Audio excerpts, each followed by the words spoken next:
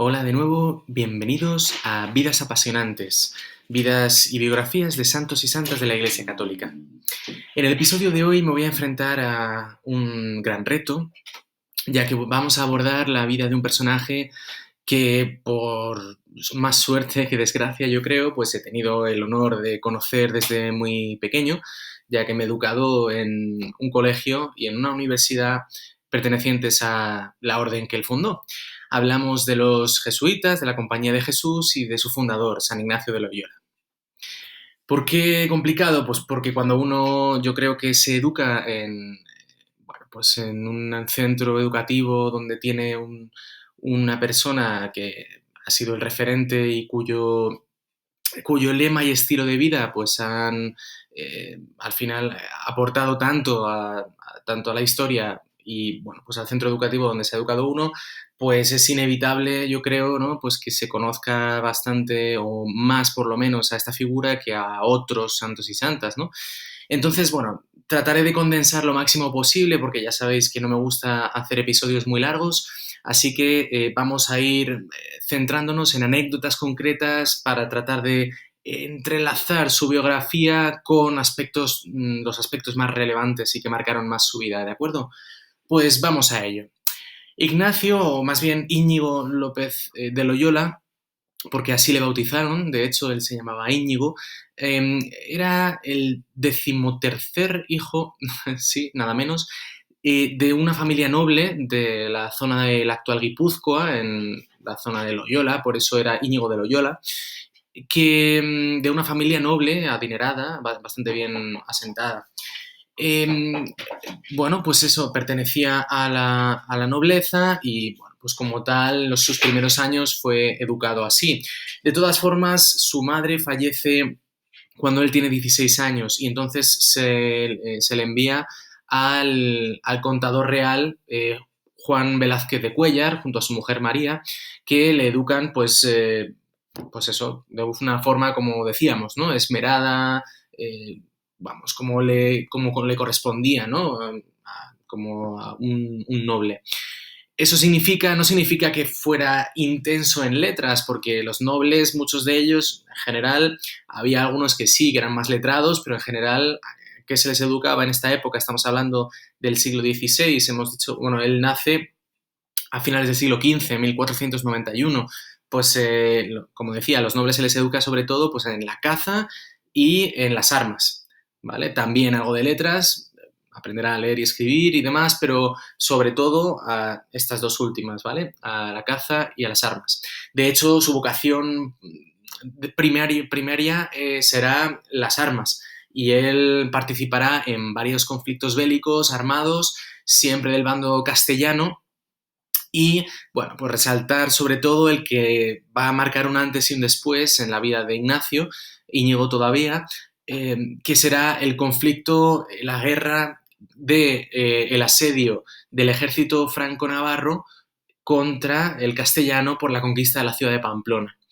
Él participa en la defensa de esta ciudad y en esta batalla un balazo de cañón le da en las dos piernas, le atraviesa las piernas, lo cual le produce, bueno, pues obviamente muchísimas heridas en ambas piernas y, bueno, pues cuando es trasladado de nuevo a su casa para que le atiendan, es sometido a varias operaciones, obviamente sin anestesia, ¿no? En estas edades, y él quiere permanecer además despierto estoicamente, ¿no? Sufriendo, pues mientras es operado, operaciones que además fueron dolorosísimas y que además para que no le quedara una más corta que la otra, pues pidió eso, una operación concreta, pero extremadamente dolorosa. Aún así, llevó una cojera ya de por vida. Así que bueno, hombre, le sirvió lógicamente, pero bueno, con ese déficit, ¿no? que llevó siempre. Entonces, cuando está convaleciente en su casa, él está obviamente sin poder levantarse de la cama, más aburrido que una ostra, por tanto lo que hace es pedir lecturas y cuando pide libros, él dice, yo quiero libros de caballería, ¿no? Para él ese espíritu caballeresco, luchador de hombre de armas, ¿no? Él quiere leer batallas y historias grandes conquistas, ¿no? Sin embargo, su hermana le dice que no tiene más que la vida, varios libros donde se relata la vida de Jesús y la famosa leyenda dorada de los cuales hemos hablado en otros episodios, si recordáis, escrita o recopilada y escrita por Santiago de la Vorágine, en la que se relatan pues más de 180 vidas de santos y santas hasta entonces, hasta el siglo XVI. Hablamos además de vidas también muy interesantes. Hablamos, por ejemplo, está escrita la vida de San Agustín, por ejemplo, de San Jorge, o Jorge de Capadocia y la lucha con el dragón, ¿no? Etcétera, ¿no? Había ahí muchas vidas de santos. Y entonces él, leyendo esas vidas y la vida de Jesús, pues poco a poco se le va cambiando un poquillo ahí el corazón, ¿no? Y se va dando cuenta de que, ojo, si estas personas pudieron llegar tan lejos, ¿por qué no voy a poder llegar, ¿no? O sea, ¿qué tengo que hacer yo para aparecer, ¿no? En un libro como este y ser uno más de ellos, ¿no? Esa búsqueda de la santidad. Lo cual hace que ese proceso de transformación en él se vaya haciendo cada vez más profundo. De hecho, en cuanto se recupera y puede empezar a andar, deja su hogar, abandona todas sus posesiones, incluso su ropa, y se viste con unos harapos y parte hacia Manresa. Allí llevará una temporada, un año aproximadamente, de estancia pues en los alrededores de esta ciudad a modo de retiro espiritual. Es decir, vive con un ermitaño de la limosna y, bueno, pues meditando, rezando, orando, pensando sobre lo que va a ser de él, lo que quiere Dios de él, más bien, ¿no? Para lograr esa santidad. Es lo que él pretendía. ¿Qué acciones tengo que hacer ahora yo para lograr esa santidad que ahora deseaba tan ardientemente? Entonces, en este periodo es cuando se gestan su obra maestra, archiconocida, que son los ejercicios espirituales, que van a ser además la base de todo lo que va a hacer hasta ese momento. Bien, después de esta estancia en Manresa, él peregrina a Tierra Santa, pasando por Italia también, también mendigando y pidiendo limosna para poder sobrevivir. Y allí, en ese viaje de peregrinación, también, y con eso que había meditado y orado en Manresa, se da cuenta de que para lograr pues su objetivo, que era lograr esa santidad, ¿no? Y además, pues eso, evangelizar lo máximo posible y lograr convertir tantas almas como fuera posible, que era ese objetivo, necesitaba seguir estudiando y seguir aprendiendo. Cuanto más supiera, más sabría también comunicar, pues, la buena noticia, ¿no? Y de qué diferentes maneras y cómo. Entonces eso se va a convertir también en una de sus máximas, ¿no? Lo que luego íbamos a ver, pero como el magis, ¿no? El más. Cuanto más sea yo, cuanto mejor sea yo, ¿no? La búsqueda de la excelencia. Eso es una de las también pautas que él va a marcar luego, posteriormente, en su compañía. Para esto estudia primero una temporada en un colegio en Barcelona, lógicamente él ya es más mayor y junto a niños pequeños que se burlan de él, ¿no? Pero él aguanta también estoicamente y siempre en oración, y de hecho aprovecha luego posteriormente, ¿no? Para ir aprendiendo de ellos. Luego pasará a la Universidad de Alcalá, posteriormente en la Universidad de Salamanca, aunque él se dedica también en Salamanca a intentar inculcar y comunicar un poco sus ejercicios espirituales, y esto choca un poco con la cultura en estos momentos, que es la Inquisición en España, bueno, y en Europa también, pero en estos momentos en España está más, ¿no? Más fuerte, con pues, todas las persecuciones que hay, ¿no? Para posibles herejías y demás. Entonces le encarcelan, se pasa 2 meses encarcelado hasta que finalmente le liberan y no hay ningún problema, pero entonces decide ir a otro sitio y se va a París. Este también es otra época importante en su vida porque en París conoce a, pues también otros estudiantes mucho más jóvenes que él en general, y además, bueno, que van a ser pues sus 6 amigos con los que va a fundar luego la orden.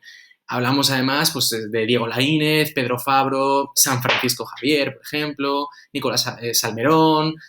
Son personajes también que serán los primeros jesuitas, ahora veremos, y con ellos en el año, se forma como una pequeña compañía, comunidad de amistad profunda y de amor profundo, y en ello quiere fundar él, pues en esa amistad y ese amor, funda su compañía de Jesús. En el año 1534 lo establecen así entre los 7 y, pues deciden comunicarlo al Papa para que sea oficial, ¿no? Como una nueva orden.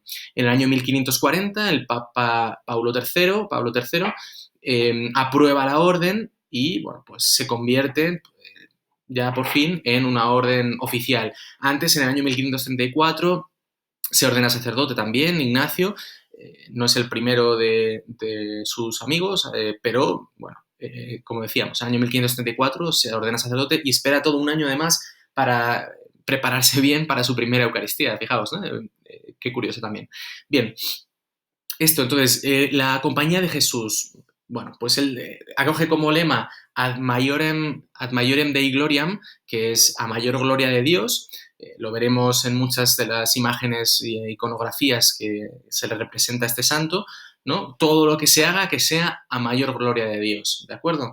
Y además del magis que hemos comentado antes, que es tratar de ser lo máximo posible de uno mismo y sacar lo máximo posible para dar ese máximo para los demás y, por tanto, llegar a Dios, pues realizarán los miembros de su compañía, de su orden, no solamente los 3 votos que suelen hacer en todas las órdenes religiosas hasta entonces, que eran pobreza, obediencia y castidad, sino que además harán un 4.º voto, cosa que les identificará también dentro de las distintas órdenes, de obediencia directa al Papa. Esto a muchos reyes y nobles de la época no les hacía mucha gracia, porque querían controlar también las órdenes religiosas dentro de sus propios territorios. Si esta orden solo obedece al Papa y no obedece a los nobles y reyes de los distintos territorios, tenían un grave problema.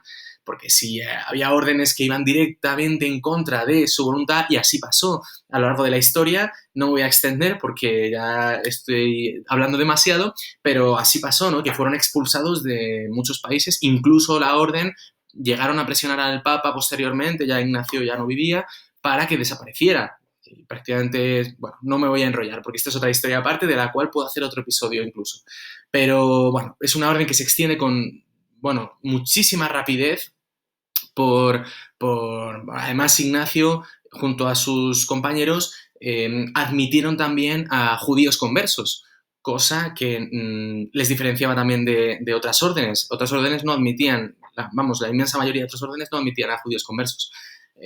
O incluso, bueno, a conversos. ¿Por qué? Porque lo que Ignacio pretendía con esto era, que ya además se cambia el nombre a Ignacio porque el nombre de Íñigo era más típico de España o del norte de Guipúzcoa, pero Ignacio pues como que era más común y así todo el mundo tenía más facilidad para llamarle. Bueno, el caso es que lo que él pretendía era que no importaba a quién le estaban concediendo el honor de entrar en la compañía, en la orden, sino que a esa persona fuera fiel a ese magis, es decir, fuera una persona potente, formada de forma excelente y de esa manera pudiera dar el máximo para la orden y, por tanto, ad maiorem Dei gloriam, es decir, a mayor gloria de Dios.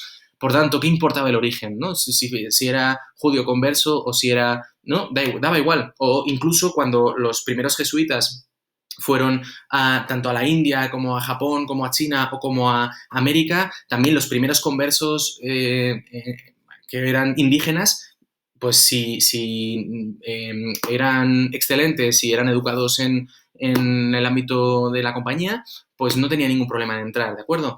Entonces, ya por último, porque si no, como digo, veis que es un tema que da para mucho, pues estará 15 años como general de la orden en Roma hasta que en el año 1556 fallece. En estos 15 años él fue reelegido como general y de primeras dijo que no, pero en la segunda votación de nuevo fue reelegido y ya tuvo que decir que sí.